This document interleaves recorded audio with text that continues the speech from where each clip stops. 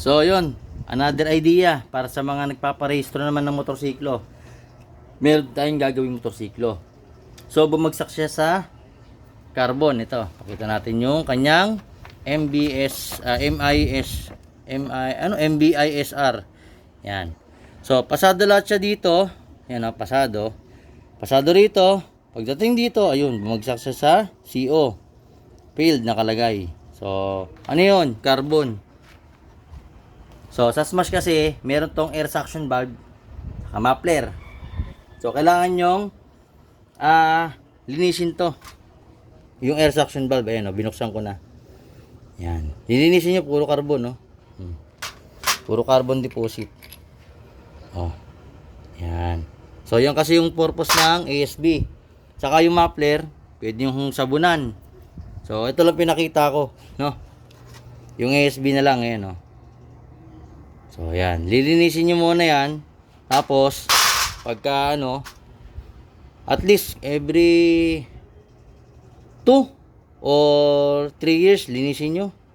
Kasi nga, ayan, tinan mo kanya. Sa sobrang luma naman na kasi ng motor. Since 2012 pa yata itong model na to, hindi pa nagagalaw yung ASB. Ngayon ko palang binuksan.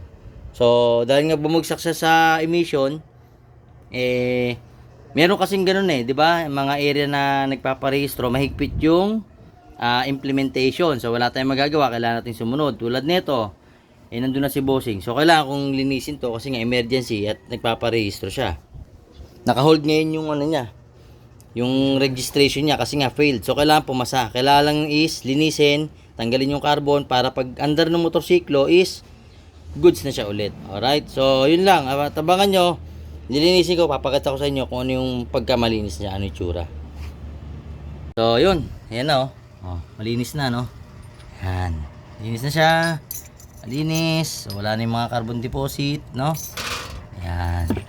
Pakita natin, no? Ayan. Tapos to. Ayan. Ito yung iingatan nyo sa air suction valve yan. Tulad niya, may konting gas-gas na siya.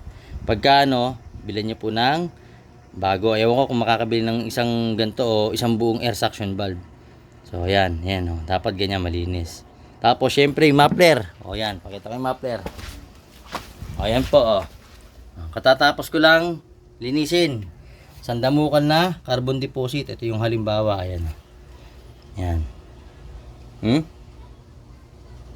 Sipin nyo, siguro mga nakuha ko, marami-rami. Madami. Ayan, halos lahat, kulay black, Ayan, meron pa rito yan, ang dami dito. Niraglag na kanina. Sobrang dami nung natanggal ko. Siguro, kung i-base natin sa grams, mga almost 100 something grams yung nakuha ko na dumi. Kasi lalaki, bloke-bloke yung black kanina niya, malalaki. Mga silaki ng hinlilit kong kuko. Ganun kalalaki yung yung lumabas na ganito yung una. Hanggang sa naging ganyan, naging pino. So, surf lang po yung ginamit ko. Surf powder lang, Ayan, Yan. Surf powder lang na isang puno nito na may kasamang tubig. Tapos yun, dahan-dahan kong binuhos. Tapos iaalog nyo po siya left and right. Hanggang sa mga 3 beses nyo siyang gaganunin para mawala yung carbon deposit. Then huhugasan nyo ng maigi. Palalabasan nyo yung tubig magkabila. Didrain nyo ng mga siguro kahit mga 5 beses.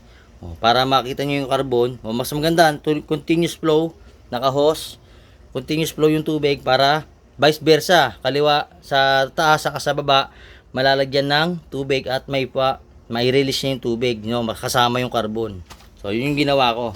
So, ayan, sa mga papagawa, PM nyo na lang ako, So, yun lang, awareness lang din sa mga magpaparehistro, lalo na kung alam nyo yung luma ng motorsiklo, palinis nyo na po yung air suction valve saka yung muffler. Kasi, tulad niya, pasado lahat, ang bumagsak lang sa carbon.